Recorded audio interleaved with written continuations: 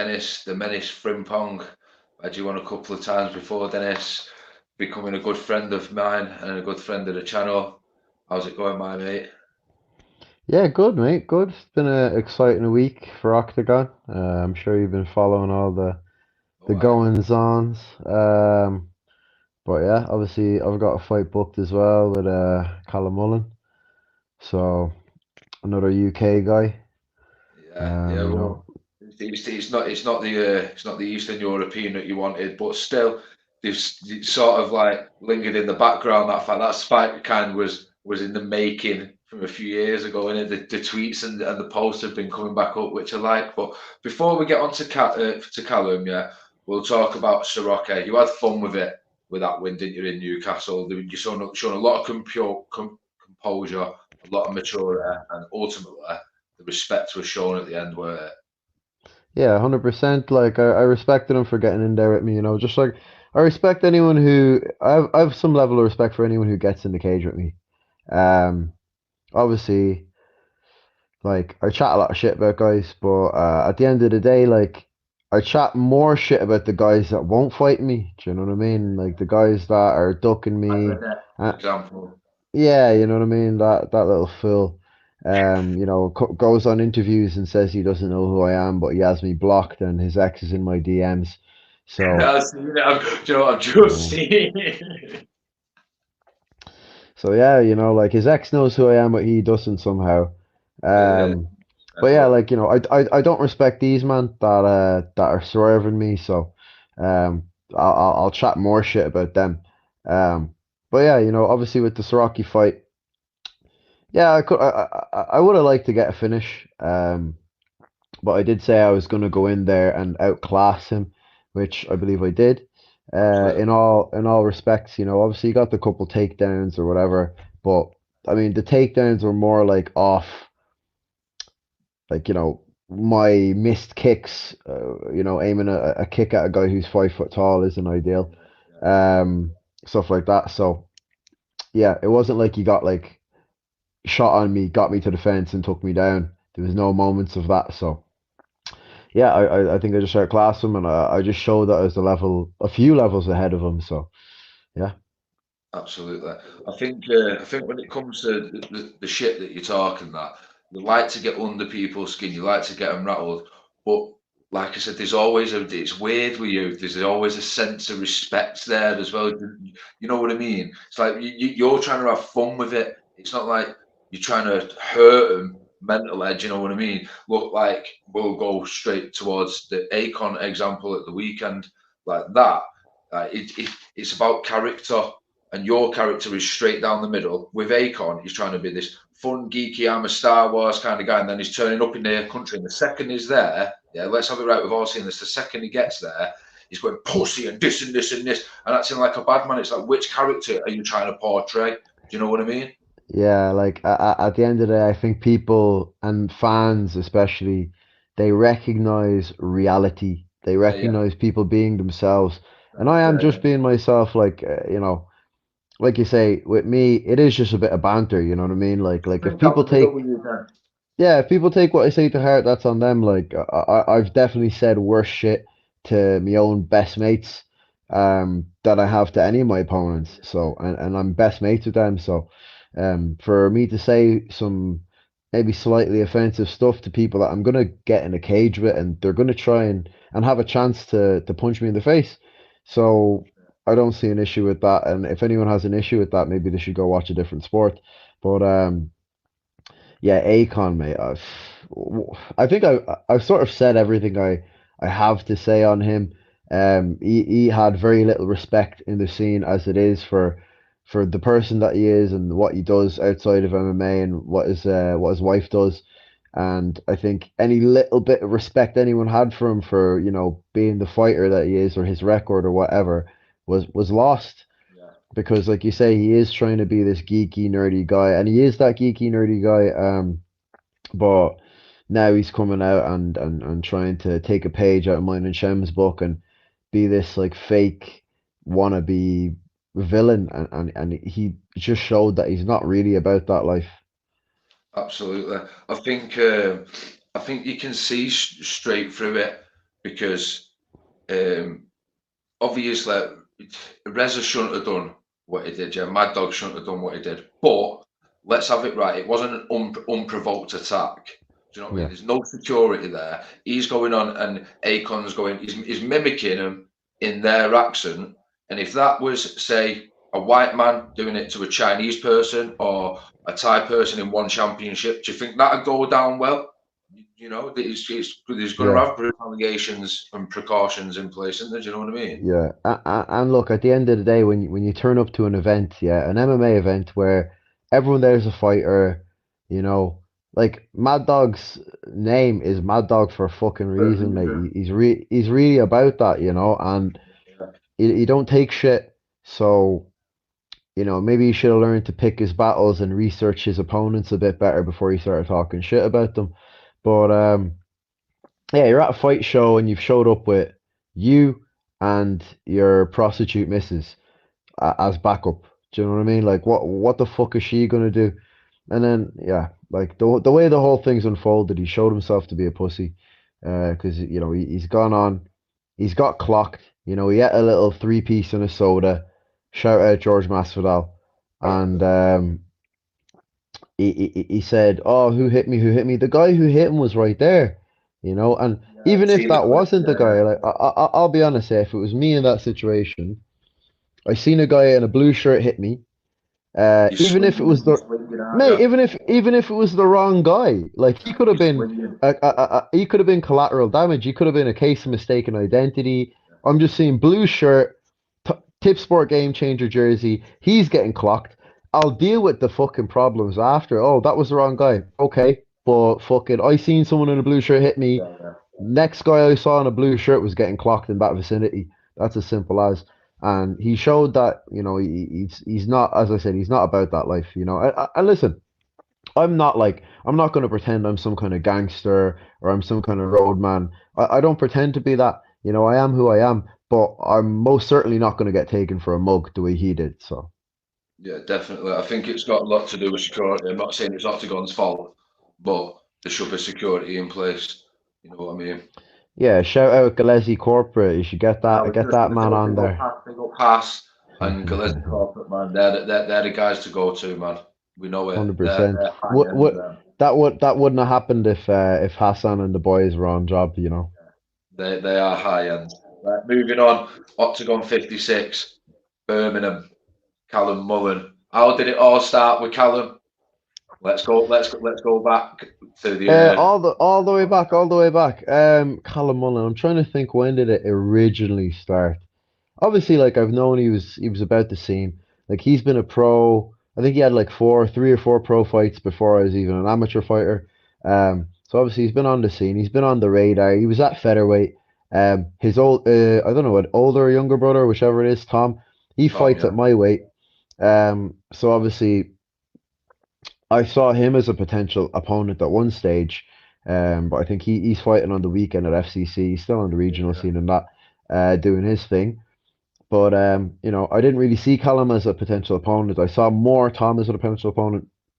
Um, I think Callum said something about Shem. I think he called him out or whatnot, and then we got into a bit of back and forth. And since then, it's just been like a few things back and forth here and there. Nothing too major, you know what I mean? But yeah, like, he decided to sign the contract. He decided to be the next victim on my victims list.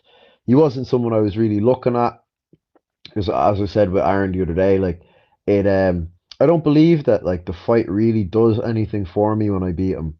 In terms of like the Octagon fans, like the Eastern European, Czech and Slovak Octagon fans, because they'll just see me beating a guy who is 0-2 in Octagon. Um, he hasn't really beat anyone of any real caliber in his pro career, and they'll just say, "Oh, that I'm being fed." But like, he is a tough fight. He's a tougher fight than a lot of guys that are ranked in Octagon, to be quite honest, skill for skill.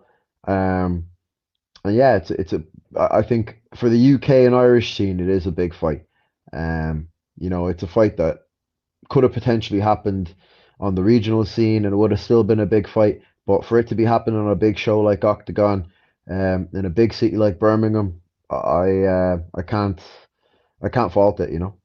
No, I can't. I think he's got a point to prove as well, and he's coming up a weight, isn't he? So Yeah, I mean, I've got a point to prove. We all have a point to prove, don't we? We all think that we're going to be the best in the world, so we both have a point to prove in the cage. And for him coming up on weight, again, big respect to him for coming up a weight and taking a fight like me because he could have probably tried to get an easier fight. But and I'm not a 100%. small lightweight. I'm not like one of these smaller lightweights that could make featherweight or whatnot. Um, so yeah, respect him for doing that, for taking the fight. He probably thinks that this is his way of getting like a step up because obviously I'm a bit more of a name in Octagon than he is. So I think this is his way of maybe trying to claw back some momentum in Octagon. But he made a wrong decision. You know, he made a bit of a miscalculation. He's going to get knocked out on April the 20th, and he's going to be 0-3 in Octagon then. And it'll be a tricky position for him, you know. And I half feel sorry for him. I half like I didn't want to fight any UK guys. I said that after the George fight. I said I want to fight Eastern Europeans. I want to fight Germans, um, and sort of go abroad and fight them guys. But there's no sympathy in this game. This is a brutal sport, and for my dreams to be achieved, his dreams have to get crushed, unfortunately. Well, listen, it's definitely a properly matched fight. Do you know what I mean? So Yeah. I think you both should get the credit no matter what. Um, but let's talk about the bodies that are on the top team at the minute and the content that's coming out of here. It's absolutely flying. And how's our man fitting in? Yeah, Arman's flying, mate. He's made big improvements. You know, he's obviously taken a step from a smaller gym where he was sort of the top dog to a gym where he's not the It's top dog anymore. And littered with talent. Yeah. yeah, it's a big jump to make. I know myself. Um, you know that it's a big jump to make, and it's a big comfort zone thing. A lot of guys will sort of stay in the gyms that they're at, where they are the top dog and sort of like be comfortable there, doing their little PTs, doing all this and that and the other, and beating up the other guys and never really getting pushed. But he's jumped in the deep end, and he's only young. He's only 23, so he's going to make big improvements. Obviously, his record doesn't really show for his skill set. Um, and he's in a similar position I was, where his official record is 0-2 as a pro. But the comeback's going to be big when he makes a comeback, and he makes those little adjustments and little improvements, and he's already getting better from a short time being here. So Absolutely. He's only going to benefit around with the likes of you and Lerone, Malachi, everybody. And let's just talk yeah, about Malachi and what you expected from him this weekend. absolute violence, mate. He's one of the nicest. Honestly, Malachi's one of the nicest guys that you'll meet. That's an MMA fighter. He's just a real genuine person, and I'm not just saying that because he's my boy. He's like no one could have a bad word to say about Malachi. Um, but when he gets in that cage, when he's on, he's a violent guy. And supreme striker, really strong guy, really athletic, really good anti-grappling, and his grappling's come on leaps and bounds in the last while as well. So I expect to see him absolutely brutalize this Brazilian and send him back to South America with a sore head. Yeah, I think by the end of 2024, the majority of nearly every UK MMA fan will know who Malachi Edwards is. He's got that Oh, bit of star 100%. power in him as well, hasn't 100%, 100%, and having the surname Edwards and being a Jamaican UK fighter doesn't do you any bad either. he? Yeah, don't do you any harm, that. Yeah, brilliant. Right. So, providing that you do what you say you're going to do on April 20th, to Callum Mullen, is the fight for you after that Acon one list, providing that he Um, loses to Siraj, because in my opinion, Siraj is a different caliber. He's got a lot of Muay Thai and kickboxing wins. He's a predator in a you know. yeah. Um, well, to start off that answer, I am going to do what I say I'm going to do to Callum Mullen. I am going to knock him out. Um, I think I'm gonna again show another leap and bound in my skill set, even from this Rocky fight. I'm ever evolving, you know. Like I'm so young in this game Yeah, that for me, every month is just a massive jump up in skill.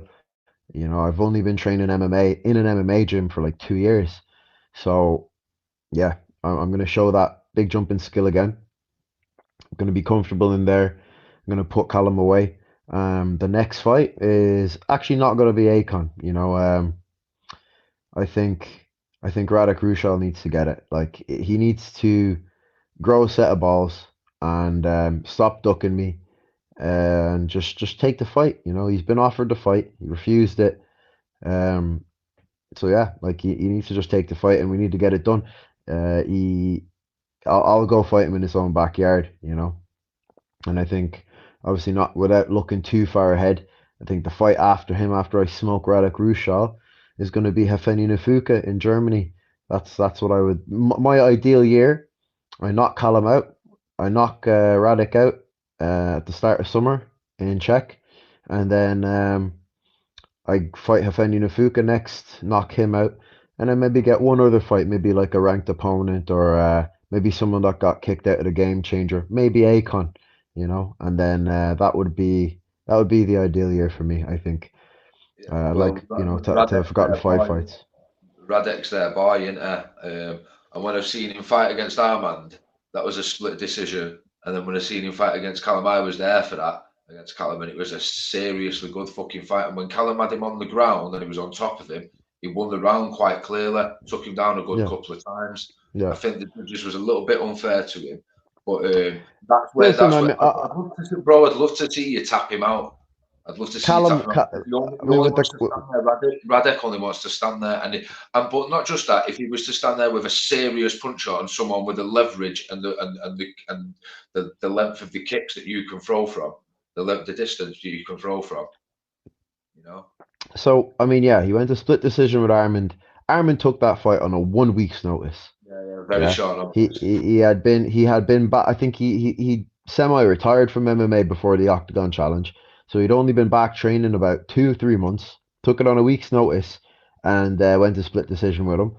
Callum, I don't think he was robbed. I don't think he was robbed. I think No, no, he no, just no. did. But I think one of He the just. judges, I think one of the judges had it all to Radek, and I think that was a bit unfair. Yeah, but like I mean, He won a couple of rounds. he didn't do enough. And listen, Callum's my teammate, but I'm gonna call it as it is. I think Yeah, he yeah, didn't do yeah. enough. Even you know with the grappling exchanges, yeah, he controlled them, but he didn't land damage. And Octagon, and to be honest, the whole new scoring system is about damage, right? Yeah, of So you course. can, if someone lands two big shots on you, you take them down, and you don't land any shots, you don't pass guard, you don't advance position. They've won the round, you know. So I don't think it was an unfair decision by any stretch. But again, Callum Parker took that fight on 2 weeks' notice, you know. And even the fight that Radek was meant to have with fucking I don't know my man, the bantamweight, there on the weekend. I think the fight got cancelled last minute, but that guy took that fight on 2 weeks' notice. So why is Radek always fighting people on two Don't have weeks, a one full week count. notice? Do you know what I mean? And he's probably getting full camps. He's probably being told 6, 7 weeks in advance, yeah, you're fighting this guy, and then they're getting told 2 weeks before the fight, yeah, do you want to take this fight against this guy? Do you know what I mean? And to be honest, to elaborate on your point again, I won't tap him. I don't want to tap him out. I want to outclass him in his zone on the feet because I believe I'm a better striker than him. I'm bigger than him, and I think I'm just too skillful for him. I've seen so many holes in his striking. I wouldn't, mate. I haven't shot a takedown since you know my amateur career. I've not. I can't remember the last time I shot a takedown. Maybe nearly 2 years ago at this stage against Solomon Simon was the last time I shot a takedown when I was still a jiu-jitsu guy. So I don't shoot on people. You know, they shoot on me. And I honestly believe that after Radek gets peppered a little bit off me, he'd end up shooting on me, and maybe then he gets caught in like a submission or something like that. But I want to knock him out. I want to hurt him. I want to do him damage. Um, you know, more so for the culture than anything, but also because he's beaten two of my teammates, and I think he's a bully. So Yeah, definitely. Speaking of the grappling though, What's the date and the venue in Manchester? What promotion is it under again? So I was supposed to have a grappling match against a brown belt Oh, on did that Gorilla happen? Invitational. So no, obviously I've had to make the decision that with the fight being booked, with Octagon, who I'm signed with, I'm under contract with, Yeah, I can't take the risk. I can't take the risk to go and actually, because mate, yeah, I could just tap, but like anything can happen in a grappling match. You know what I mean? Like we're competing, and ultimate I easily. could, yeah, I could even just some stupid injury 4 weeks out, 3 weeks out from the fight, and you know what I mean. So, um, yeah, and I've got some obligations to do that weekend as well. So yeah, unfortunately, I'm not going to be competing in that. But I hope that maybe in summertime I'll have a couple months off from MMA and not like off from MMA. I'll still be training in that, but I'll do a couple grappling matches at that stage. Nice one, nice one. Right, now we've talked about all the non-important stuff. Let's have some fun. We're going to do some quick fire with you, Dench. Go on, Right, man. and I know you love your grime. You're about around my age. I know you love your grime. So I'll start off this one first. Grime or drill? Grime all day, mate. Yes, man. Lethal Bizzle or Kano? Kano. Yes. Man United or Man City? Fuck football. I knew you was going to say that. You're not into it, I am one bit. Nah, I was a Chelsea fan when I followed football, to be honest. But All nah, right. I think football's for soft cunts, mate. UFC or one championship? Ooh, obviously UFC is the pinnacle of the sport. I think that like it's the Premier League, as it were. Um, but one championship for striking, I think the striking exchanges are better. I like how they do grappling matches, Muay Thai and 4 ounce gloves. Yeah. So for pure entertainment value, I would say one FC. Boxing or Muay Thai? Muay Thai all day. Grappling or striking? Ooh, all of it, but I prefer getting KOs, so I'll say striking. Simpsons or Family Guy?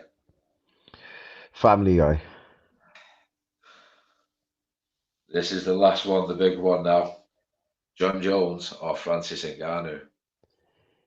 Oh, like who wins? Or who do I like better? Yeah, who would you go with? Who would you prefer? Yeah, I feel like John Jones, mate, just cause after what he did to Cyril Gahn, like I can't dispute it. He just wouldn't entertain the striking, would he? He's a smart guy. He'd just take him down and wear him out, elbow him a little bit, and yeah, I could never bet against John Jones. Like Francis Ngannou has lost fights, and John Jones has never lost a fight. So Yeah, well, yeah, that's a solid enough reason, right? Now we'll build our own MMA fighter then. So we'll start with speed. Who would you go with for speed? It could be male speed, or female from any speed, speed, promotion across speed. the world. Um, any promotion. Anyone, Um, not necessarily have to be the UFC. I'd say Edson Barboza. Okay. Do you know who I'd go with at the minute? Ooh. Tom Aspinall. He's the fastest heavyweight that I've ever seen in my life. Yeah, but he's fast for a heavyweight, but he's not going to be as fast as Barboza, is he? Like, Yeah, yeah. So I suppose. Okay, right. Next one, agility. Yoel Romero, Yeah, I like that. I've always looked like your. I love it. Cage IQ. John Jones, Striking, so kicking first. kicking first, Wonder Boy. I think he has the most diverse kicks. I love that. Look at that. It's that karate background. That punching. Prime McGregor, Oh, I like it. Grappling slash BJJ. grappling slash BJJ. Say Charles Oliveira. He's got the most submissions, hasn't he? Or Demian Maia. Does Demian Maia still fight, or is he retired? I'm not sure. Yeah, I'll go Charles Oliveira. Go on. Right, okay, and the last one, the ultimate one, when you in the 5th round title fight, stamina fitness. Who's always going to be there? Max Holloway, I'd say. He's got to go. He's never been killed, has he, in the cage, so Nah, to speak. nah. Always He's like, always there. He's always there in the last round. You know, his cardio is immense. Or Nate Diaz. You know, or Nate Diaz. oh yeah, either of the Diaz brothers was they're Yeah, fucking good for days then. yeah. I think Nick's kind of done now, though, isn't he? Like Yeah, he's he's been on the weed and Modelo a bit too much. yeah, too right, too right. Right, Dennis, that was fun. That it's been great to chat, brother. I'll see Yeah, you this nice one, lad. Saturday. I'll see you this Saturday at FCC, and we'll catch up again soon. 100%. Appreciate having me on again, lad. Yeah, man. Top one, brother. Nice one, lad.